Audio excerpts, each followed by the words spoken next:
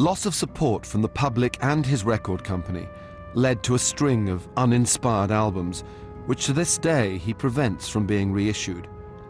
Scott Walker, the singer, still existed, going through the motions and singing other people's songs. Scott Walker, the writer, was in exile. One detail in the photos of the time is significant: a key on a chain. He'd been given it back in 1966, when the Walker brothers' fame was at its most oppressive. Scott took refuge at a monastery on the Isle of Wight. He went, he always said, to study Gregorian chant, but the solitude wasn't to last. I had been in the monastery about 3 years when one day I heard from another monk that we were receiving a guest who was a very popular singer.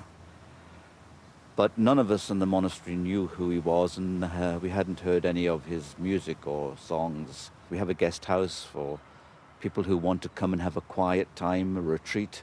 Unfortunately, it became public knowledge that he was here, and lots of his fans came up to try and see him.